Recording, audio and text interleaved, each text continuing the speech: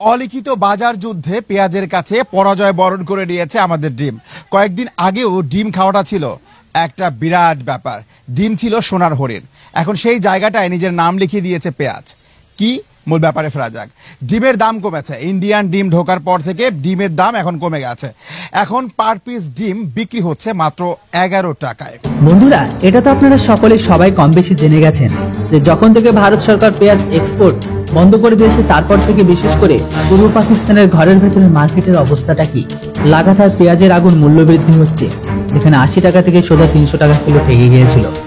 কিন্তু তারপরে সেই দেশের সরকার মানে শেখ হাসিনা ভারত সরকারের হাতে পায়ে ধরে আর বলে যে অন্তত আমাদের প্রাণ বাঁচানোর জন্য কিছু পেঁয়াজ বা কিছু টনকে পাঠিয়ে দিন, নইলে আমাদের দেশের সাধারণ জনতা না খেতে পেয়ে মরবে।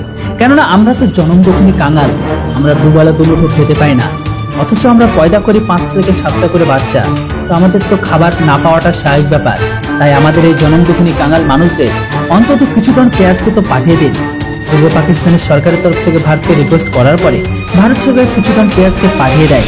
কেননা ভারত সরকার যখন পেঁয়াজ এক্সপোর্ট বন্ধ করা হয়েছিল, তো সেখানে এটাও বলা হয়েছিল যে কারো যদি বিশেষ প্রয়োজন থাকে তা আমাদের রিকোয়েস্ট করলে আমরা তাদেরকে দিতে বাধ্য।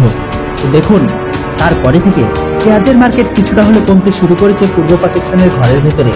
তো এখন খবর বেরিয়ে আসছে যে পূর্ব পাকিস্তানের ডিমের অবস্থা খুবই খারাপ। ভাগ্যিস ভারত থেকে ডিম এক্সপোর্ট হয়, নয়তো সেখানকার জনমদখনী কাঙাল মানুষগুলো দুবেলা দুমুঠো ঠিক করে ডিমগুলো খেতে পায় না। পূর্ব পাকিস্তানের ঘরের ভেতর থেকে খবর বেরিয়ে আসছে যে সেই দেশের ডিম এখন 10 টাকা পার পিস। ভাগ্যিস ভারতীয় ডিম পৌঁছেছিল, তাই এই অবস্থা। না গেলে কি হতো দেখে নিন পূর্ব পাকিস্তানের ঘরের ভেতরের অবস্থা, তাহলে আপনারা সবকিছু বুঝতে পারবেন।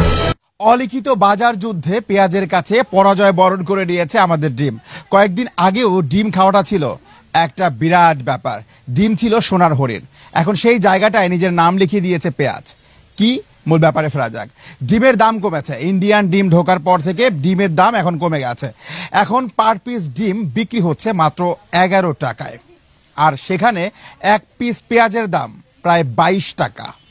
যদি আপনাদের কাছে ধারণাটা মিথ্যা হয়, তাহলে সেই প্রমাণ দেওয়ার জন্য প্রস্তুত আমরা দোকানে এসেই মূলত একটা ডিমের দাম করি।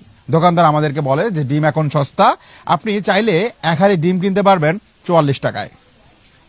ঠিক সেই মুহূর্তে আমরা যখন তাকে বলি যে আরেকটু কমানো যায় কিনা, উনি 40 টাকা পর্যন্ত কমাতে রাজি হয়েছেন। তার মানে একটা ডিমের দাম হচ্ছে সর্বশেষ 10 টাকা। এবার আমরা একটা পেঁয়াজ কিনতে চাই, আমরা দোকানদারকে বলি যে একটা পেঁয়াজ কিনবো, তাহলে ডিমের দামে দিয়ে দিই। দোকানদার বলে না ভাই, চরম ক্ষতি হয়ে যাবে। কি কারণে?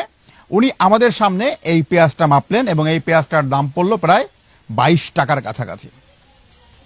ভাবা যায় অলিখিত যে বাজারের দৈনন্দিন জীবনে যে যুদ্ধ চলে, যে যুদ্ধটা আসলে সাধারণ মানুষ বুঝতে পারে, সেই যুদ্ধে পেঁয়াজের কাছে হেরে গেছে ডিম। আচ্ছা ভাই, আমি যদি ঠিক এই মুহূর্তে আপনাকে 10টা ডিম দেই, আপনি কি আমাকে 10টা পেঁয়াজ দিবেন? জি না ভাই, আমি কখনোই দিতে পারবো না, এটা হয় না। আর আপনি আমার যদি 10টা পেঁয়াজ দেন, আমি 20টা ডিম দিতে পারবো আমি আপনাকে। আবার বলেন, আমি আপনাকে 10টা পেঁয়াজ দিলে আপনি আমাকে 20টা ডিম দিবেন? জি, আমি 20টা ডিম দিতে পারবো 10টা পেঁয়াজ দিলে। বড় পেঁয়াজগুলো 10টা দিলে আমি আপনার 20টা পেঁয়াজ দিতে পারবো, 20টা ডিম দিতে পারবো। হ্যাঁ, তার মানে হচ্ছে এখন রাজত্ব চালাচ্ছে পেঁয়াজ, রাইট? জি রাইট। পেঁয়াজের এই রাজত্ব কতদিন থাকবে? পেঁয়াজের রাজত্ব আর বেশি দিন থাকবে না। এই মুহূর্তে পেঁয়াজের ঝালে অসহায় হয়ে পড়েছে ডিম। দোকানদারের কাছে আমার প্রশ্ন ছিল, ডিম আর কতকাল অসহায় থাকবে? তিনি বললেন শীতের সময়টা ডিম একটু অসহায় থাকে, তবে শীতটা চলে গেলে ডিম তার আসল চরিত্র দেখাবে। সেই পর্যন্ত অবশ্য পেঁয়াজ একাই রাজত্ব করবে। আমি তার কাছে প্রশ্ন করেছিলাম, ভাই আমি আপনাকে 10টা ডিম দিতে চাই, বিনিময়ে আমাকে কি 10টা পেঁয়াজ দেওয়া যাবে কিনা?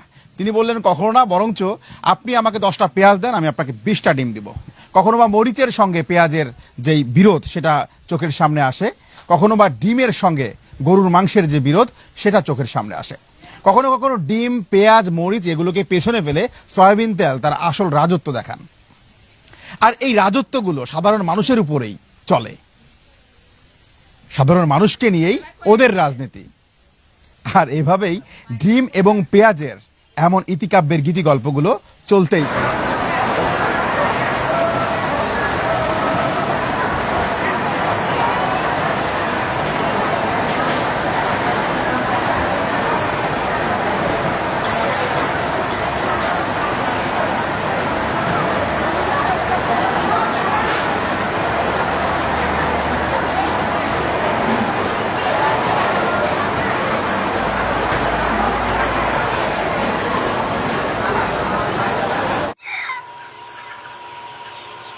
That's great, thank you.